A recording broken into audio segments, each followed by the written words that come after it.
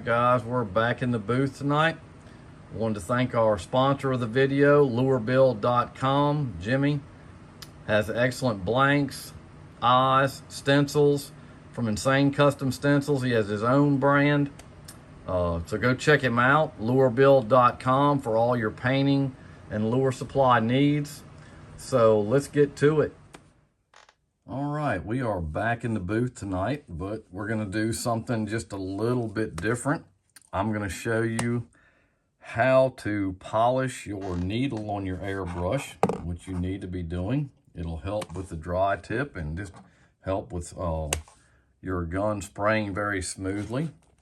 So what I use to do that with is I've got a Dremel, a little cordless Dremel that I use for this trick. And I've already put my needle in here from my Creos. And if you've never polished a needle, it's really not that hard. I get some of these just cotton pads. I've got a Sharpen Air, which is actually a needle sharpener. I've got some Rain-X. I've got some 4008 Restore, and I've got just some compound. You can use any kind of compound. I think any of it'll work. And what I do is, and I also have another little container here. This is what I use for the Restore. And what I use that for is if I tear my gun down, I'll put my nozzle in it, my needle. It's very good for cleaning off dried paint. Works very well for that. So what I'm going to do is I'm going to take one of these cotton swabs and I'm going to shake this compound up. And I'm just going to put just a little bit on this. You don't need a lot, just a dot. And I'm going to make sure I get this in the camera. So I'm going to take it and I'm going to rub it around the needle. Just get it all over it. And then I'm just going to turn it on low. And I'm just going to run it up and down. I hope it came out. Hang on just a second. That wasn't good. Let me just get this back in. I got to kind of rig this thing because my needle is so small that I kind of have to put a piece of a Q-tip in there to hold it in to keep it going. And it goes all the way down. And then I just tighten it back up. I mean, you can use a drill. I mean, you can use pretty much anything that spins. And I'll put this back around it and I'll start it back up. It wants to bind sometimes, so you got to be careful.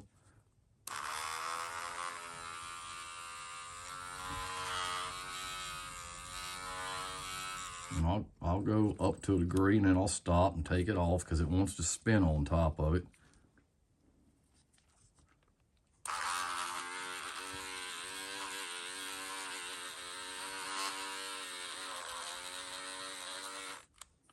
Take it down, put it back up, cut it on, run it up and down the needle because you're going to have paint all over it. It'll be up by the trigger, not just on the end.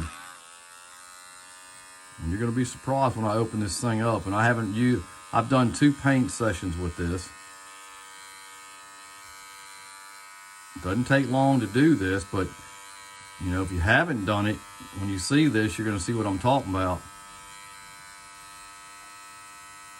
Just get it good and polished, and I'll shut it off. And as clean as a whistle, and I'll set it right there, and then I'll open this up, and you'll see what I'm talking about. It's just black.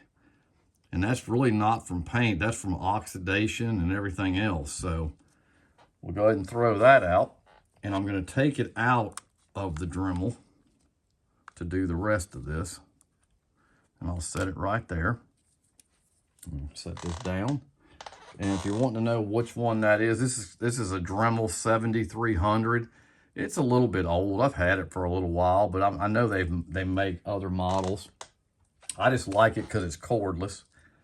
And then what I'm going to do is I'm going to take this Sharpen Air. This is actually airbrush needle sharpener. If you bend your needle, it'll straighten it out. So I put it in there and I just turn it, and I'll just turn for a minute, and I'll turn it back. It's good to have. I've bent plenty of needles dropping my airbrushes because I don't keep the caps on them. And I'll put it in the next one. It's got 4 actual slots. They're all different. It's got different angles. It gets looser as it goes.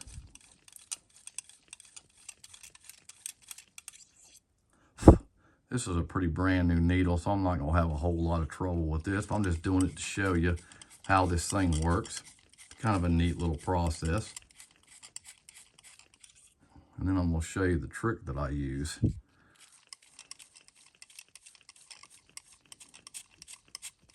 And you can do it for longer than this, but this needle, there's nothing wrong with it. So then I'm just gonna take it, I'm just gonna rub it off. Anything that's on there, because it's actually stones in there. And then I'm gonna show you my trick that I use. I don't share this with everybody. I guess I do now, because once it goes on this, it's over. All right, I'm gonna take some Rain-X. I haven't seen anybody do this. I've actually shared this with Kyle, and I'm gonna put it on the sponge here. And then I'm just gonna wipe it all over it. I've just had very good success with this. And it's still got some of the black on it. But I put the Rain-X on it, and I'll let it dry.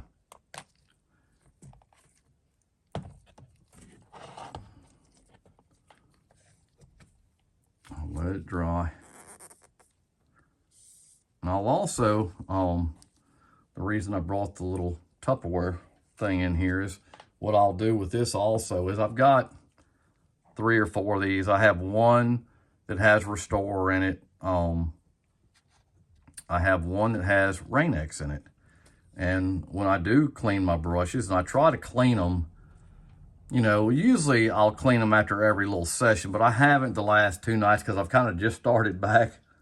So I figured I'd do this. The first instructional video went over pretty good. I was kind of surprised, but you can actually soak your parts in that Rain-X, and it really does help. I was shocked. I learned that trick from a guy years ago, and it's dry now. And what I'll do, I'll just take it back, put it in my Creo, slide it on up. It should have a little bit of resistance when you're doing that.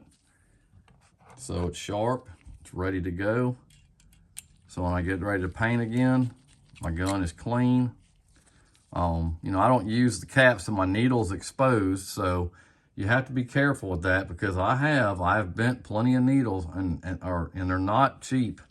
You know, you start spending $20, $25 for one, it's gonna get expensive. So I'll just go over what I did.